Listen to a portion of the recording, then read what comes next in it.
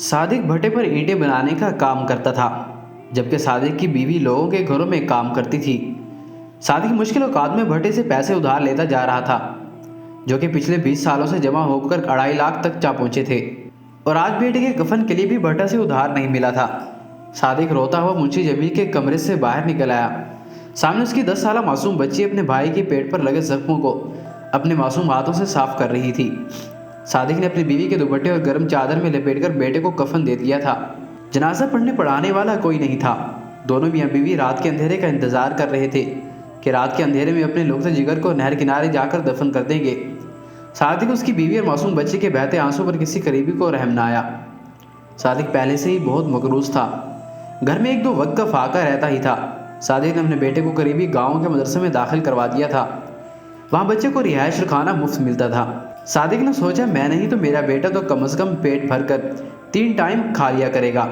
ایک بار صادق کا بیٹا جمعہ والے دن گھر آیا ہوا تھا تو اسے پتہ چلا کہ گھر میں 2 دن سے کچھ نہیں بنا اور اس کی بہن کے پیٹ میں بھوک کی شدت کی وجہ سے درد ہو رہا ہے اور وہ رو رہی ہے۔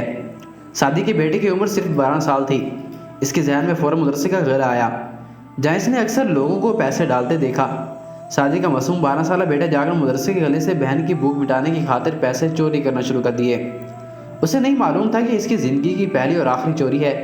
اس نے ابھی 2-10 کے نوٹ ہی نکالے تھے کہ استاد محترم آ پہنچے۔ انہوں نے اس لڑکے کو پیسے چراتے دیکھا تو الٹا لٹکا کر ڈنڈے اور ربڑ کی بیلٹ سے مارنا شروع کر دیا، یہاں تک کہ بچہ درد اور تکلیف کی شدت سے بے ہوش ہو گیا۔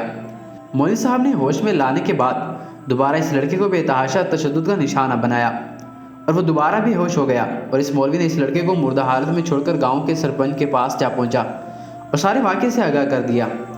صادق نے ابھی اپنے بیٹے کو نہیں دیکھا تھا، اسے گھر جاتے ہوئے راستے ہی پنچایت میں بلوا لیا گیا تھا۔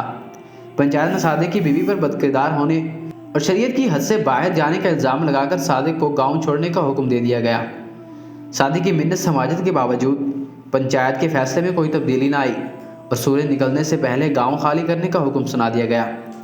ادھر صادق گھر پہنچا تو اس کا بیٹا معصوم بہن کی بھوک مٹانے کی خاطر پیسے چوری کرنے کے جرم میں موت کے منہ میں جا پہنچا تھا۔ صادق بیٹے کی لاش اٹھائے اور گھر کا سارا سامان لے کر اور بیوی کے ساتھ بھٹے پر جا پہنچا، مگر یہاں بھی تقدیر کو صادق پر رحم نہیں آیا تھا۔ صادق سڑک کنارے بیٹے کی لاش، بھوکی بیٹی اور شرمندہ بیوی کے ساتھ بیٹھا رات کی تاریکی کا منتظر تھا کہ تقدیر کو اس پر رحم آ گیا۔